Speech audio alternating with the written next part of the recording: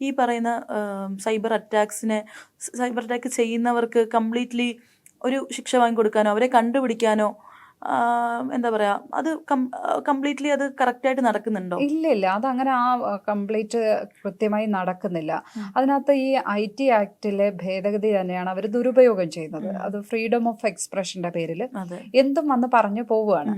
പലപ്പോഴും ഇത് ബെയിലബിൾ ആണ്. അത് കാരണം ഇതിനകത്തൊരു ക്രിമിനൽ ആക്ടിവിറ്റി നമുക്ക് പ്രൂവ് ചെയ്തെടുക്കൽ വലിയ ബുദ്ധിമുട്ടായിരിക്കും. പിന്നെ ഇവർ പറയുന്നത് ഇപ്പൊ തന്നെ ഈ കഴിഞ്ഞ ഏറ്റവും ലേറ്റസ്റ്റ് എനിക്കെതിരെ ഉണ്ടായിട്ടുള്ള ഞാൻ ഈ കംപ്ലൈന്റ് കൊടുത്ത കേസിൽ അവർ പറയുന്നത് ലക്ഷ്മി പത്മ എന്നല്ല, ലക്ഷ്മി താമര എന്നാണ്. പിന്നെ നമ്മളാണെന്ന് പ്രൂവ് ചെയ്യാൻ നടക്കണം. അങ്ങനെ ഇപ്പൊ ഞങ്ങൾ അവരെ അല്ല ഉദ്ദേശിച്ചത് എന്നങ്ങ് അവർക്ക് പറഞ്ഞ് സ്ഥാപിക്കും. അങ്ങനത്തെയൊക്കെ പല പ്രശ്നങ്ങളും ഉണ്ട്. പത്മം താമര ആ രീതിയിലല്ലേ, അങ്ങനെ ഒരു ഇതുണ്ട്. അപ്പം അങ്ങനെ നമുക്ക് ഈ ഒരു ഞാനിപ്പോ ഈ മുഖമില്ലാത്ത ആളുകൾക്കെതിരെ ഒന്നും ഫൈറ്റിന് പോയിട്ടില്ല. പക്ഷെ ഇങ്ങനെ ചില യൂട്യൂബേഴ്സിനെതിരെയൊക്കെ പോയിട്ടുണ്ട്.